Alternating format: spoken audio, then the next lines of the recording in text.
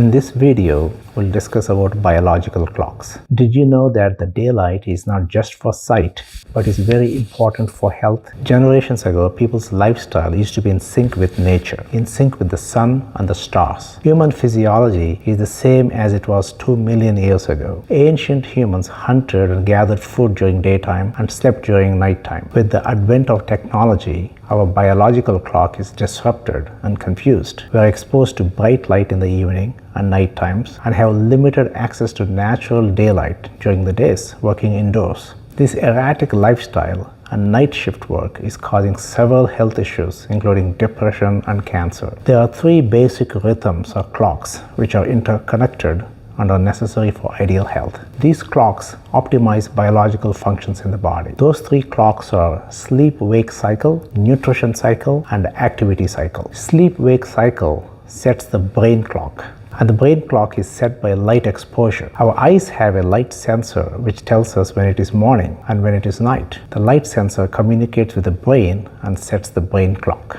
Nutrition cycle is the second cycle. The first food intake sets liver and all other body organ clocks. Our gut and organs are not programmed to work 24/7. They work optimally for 8 to 10 hours from the start of the first meal. The digestive activity slows down after 10 hours, and during night, it takes longer to digest. For example, if you eat your breakfast at 8 a.m., your organs are set to function optimally for 8 to 10 hours until 6 p.m., and then they slow down for detox during overnight fasting. Once you set the clock, let us say at 8 a.m. with a regular breakfast time at 8 a.m., it takes many days to set a new clock when time is changed because of travel or jet lag. Disruption of this clock can cause a digestive problem, causing food to be digested slowly. The clock is very important for maintaining weight. It affects how you burn your fat.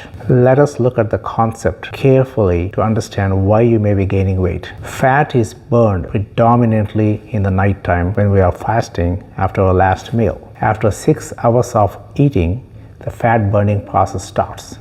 Every time we eat even a small amount, the fat making process gets turned on. Let us say if you eat dinner late, your body will be in fat making mode through the night, and when it is ready to burn fat in the morning, you eat breakfast, which will turn it back to fat making mode, essentially keeping your body in fat making mode 24/7 and make you gain weight rapidly. Any calories, even a small meal, snack can turn the eating cycle into fat making mode. A tiny snack at bedtime can switch off fat burning for many hours during the night. This erratic eating pattern is why diet exercise may not be working for you in causing weight loss. The third cycle is the activity cycle. Muscles are more active during day than at night. Gut activity, our bowel activity, is more during day and slows during night. The brain activity is optimal from 10 a.m. to 3 p.m. Brain activity includes attention span, mood, memory, and autonomic activity. Let us look at the body's clock. Melatonin is low during daytime and high during nighttime. Cortisol is high during daytime and decreases during nighttime. Brain activity, more during daytime, less during nighttime. Alertness follows the same as brain activity. Body temperature increases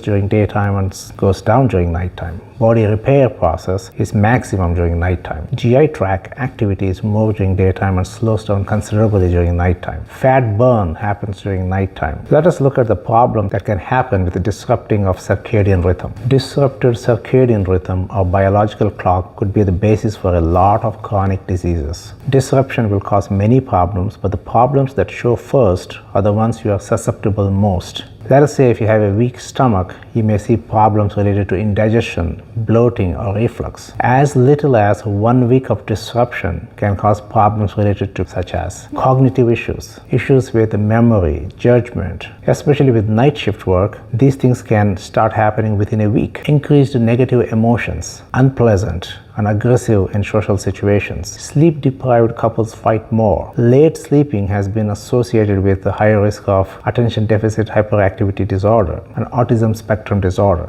There's increased risk of cardiac disease, increased risk of cancer, less survival from cancer. There's immune dysfunction, less resistant to common infections. There's a high incidence of metabolic syndrome leading to high blood pressure, diabetes, and high cholesterol. Disruption of circadian rhythm is also associated with poor neurological health such as depression, dementia, Parkinson's disease, and other neurodegenerative diseases. There is adverse effect on the gut microbiome leading to growth of bad bacteria, high risk of acid reflux and inflammatory bowel disease. So how do we treat this disruption? Best treatment for chronic disease is resetting the natural biological clock through adjusting to an appropriate lifestyle. Wake up at 6 a.m. and sleep at 10 p.m. to optimize sleep cycle. Exposure to at least 1 hour of daylight. Office indoor light is not sufficiently strong. If possible, try to have your breakfast or lunch outside if possible. Decrease screen time during evening. Our devices emit blue light that adversely affects sleep. Stop blue light by modifying settings in the devices. Switch to task lighting that lights only workspace. Set a eating routine and try to eat in a 10-hour window.